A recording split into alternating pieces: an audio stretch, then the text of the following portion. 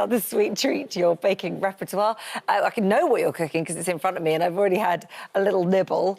It's a jam tart. It's a jam tart. It's called Crostata di marmellata, but it really is one of those classic Italian recipes. If you go into bakeries across Italy, they'll always have one there. My nonna had one always in her kitchen because it's a short crust and it lasts, you know, it keeps all week. And so, you know, when we'd come in from school, we'd always have a little slice. But what's brilliant about it is this pastry.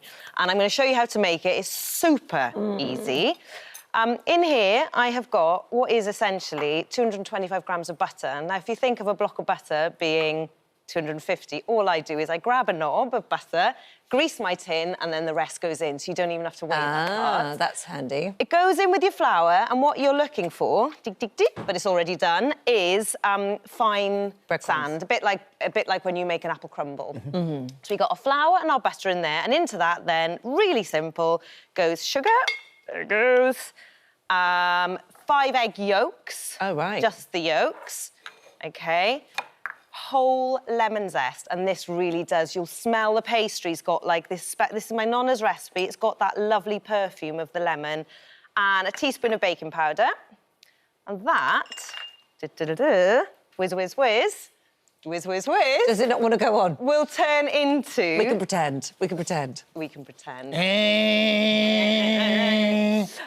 It turns into this, OK? So the machine, you can do it all by hand if you want, but ultimately, this pastry, what I love about this is it goes so far. Because what we're going to do now is, for the actual jam tart, you take a bit off, about a quarter, save that for your topping, and then we're going to roll this out, and ultimately... what people might find, because you should put it to rest, is it's quite crumbly. So I've had friends make this and they're like, oh, it's falling apart.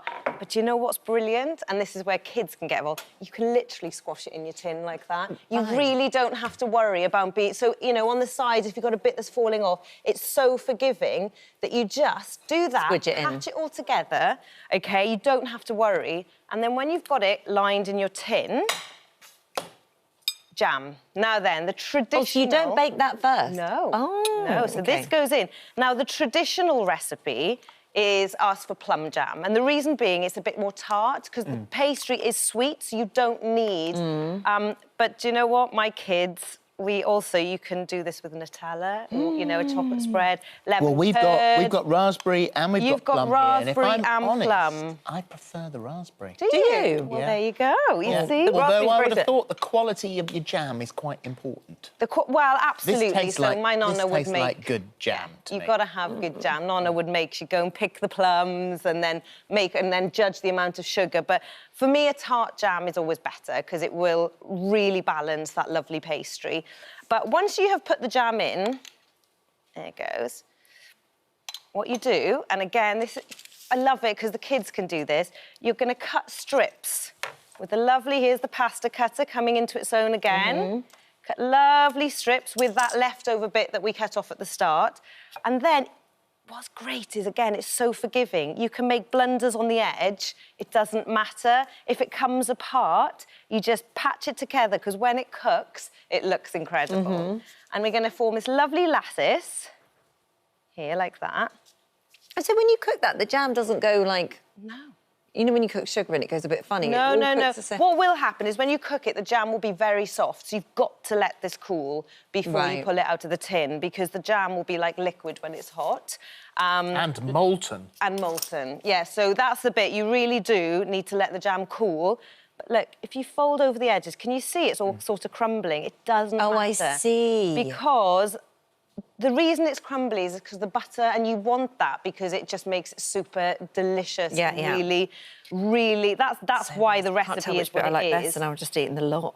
But you fold that over, you put that in at 180 for about 30 to 40 minutes, and ta-da, ta-da-da-da-da. But what I love about this recipe is the freezer is your friend. So you can freeze that. You can freeze that before you cook it in the tin. And then you put it straight into the oven. So if you want... From frozen, you put it in the oven? From frozen into the oven. And you might need to cook it for about 5-10 minutes more. But my mum would have, like, 4 of these in a tin in her freezer. And if you've got people that unexpectedly pop over, out it comes into the oven. But also, what my kids love doing is I will make it in a slightly smaller tin, and as I'm doing this bit, I'll give my kids a blob of this. So unlike Play-Doh, you know, they love to have a little nibble. And what they do, any shape, so Christmas trees at Christmas, Easter eggs at Easter, Valentine's heart, they're the best biscuits. And what they do is they cut any old shape and you cook them in the oven. And how long would you cook them like that? Because it was 40 minutes for the tart. So these, if you're cooking an average biscuit size, probably about 10, 12 minutes until they're golden. Then freeze them cooked. So once they're cooled, I bag them up in the freezer, and rainy day, half term, mix a bit of ice and sugar, and you get your kids. Either they can stuff the pastry in here and pop and make a little mini jam tart. What a good idea. Or I've often got these shapes in my freezer, and then, you know, raining, half term, what are we going to do? Rather than doing the whole process, you just pull the biscuits out and make a bit of icing, and they can decorate the bits. Totally entertained. Very good. Love Thank it. you. Very, very like, delish. It goes so far. Very It really tasty. Cover pastry. Thank you. Right, for details of today's recipe, all our recipes, the chefs all put them on our app, and you can get that for free.